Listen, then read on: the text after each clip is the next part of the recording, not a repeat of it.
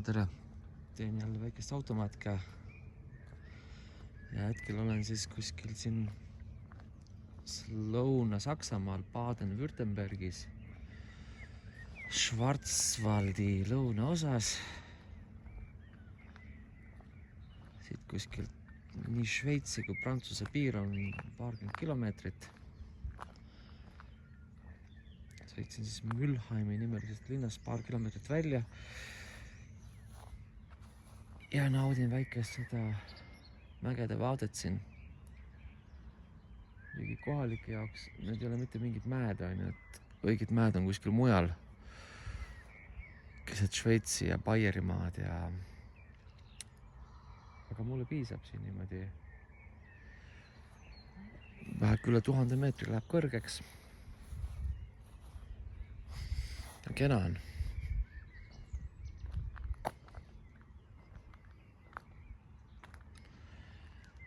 Kuskil 8:30 läheb siin siis aprilli lõpus pimedaks.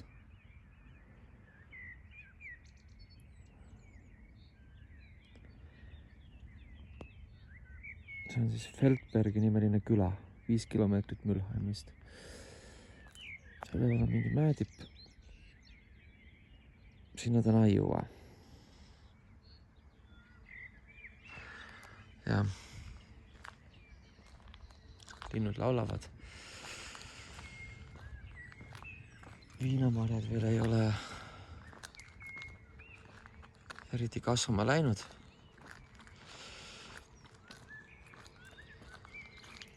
Enamus regiooni on siis siin tegeleb kas viinamarjade kasvatamisega, aga ka palju õunapuid ja kirsipuid ja loomipuid on siin kandis. Ja. Siin on siis väikene selline camping, kus saab lõket teha ja on ka muidu tore.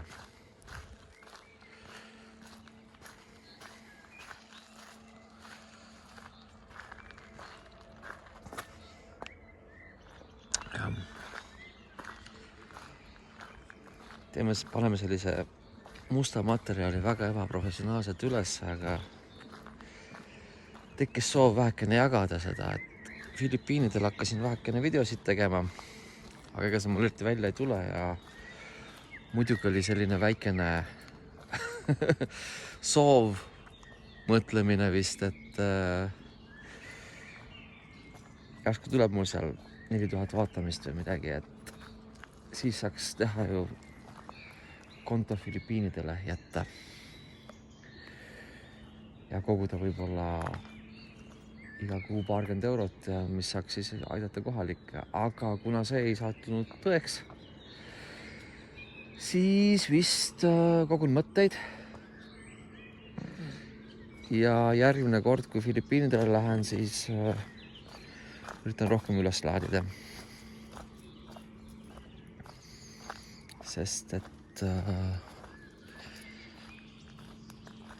Filipiinidel tehakse muidugi nalja, et seal juba seal on vist rohkem siis YouTubereid kui mitte YouTubereid. Et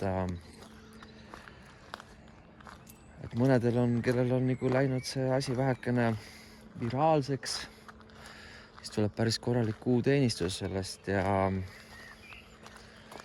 mul ei oleks kahju, siis toetada sealset elu vähekene, kuna tegelikult elatakse seal ju sellises rahavabas ühiskonnas või ühesõnaga raha neil on ju, midagi tasuta ei saa, aga inimestel ei ole raha. Ja paarkümmend eurot on seal inimeste pensionid olid vist 10 eurot ja õpetajate palgad olid kuskil nii 30-40 eurot ja siis, kes tööd rugavad, saavad vist seal paarsada eurot. No, ja sain kokku mõnede YouTuberitega, kes mainisid seal siis, et neil tuleb ikka seal et kas just iga kuu, aga niimoodi tulevad seal isegi Eesti mõistes vist korralikud sissetulekud.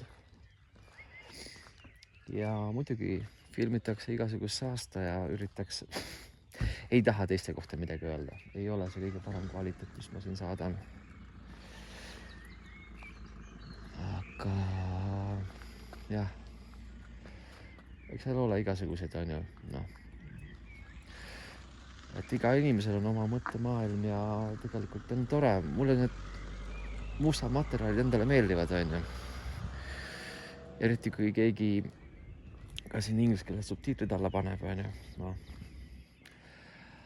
Aga mõned panevad endale lihtsalt lühikesed seelikud selga ja lähevad baari pingipuki otsa kuhugile kokteili jooma ja siis arvavad, et seda võiks laivis vaadata ja on maru ilus, aga noh, ongi. Kahjuks on jah, et seda vaadet ei saa kahjuks tasku panna.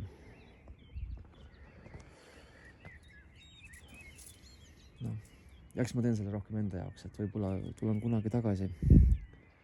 Ma hakkasin lihtsalt Mülheimist tanklat otsima ja täna on siin meil ju suur reede. See tähendab, et ei saa poodi kuskil minna.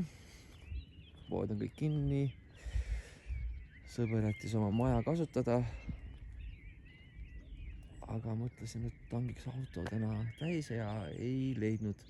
Ma muidugi navigatsioon igaks juhuks ei pannud endale sisse, et otsin tanklat. Mõtlesin, et niisama tirutan ringi, et mõni tankla ikka tee peale jääb ja nüüd ma olen siis siin juba vist siis mingisugune tund aega sõitnud ringi.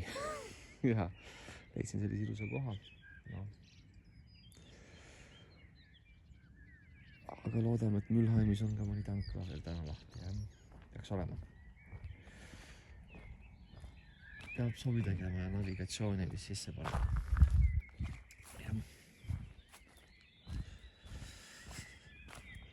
Kõike head teile siis seal ja muidugi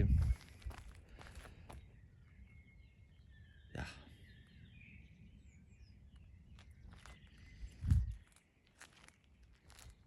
Elu on ilus ja olgem siis kõik kenad oma lähedaste ja kõikide muude inimeste vastu. Tšau, tšau, hetkeks.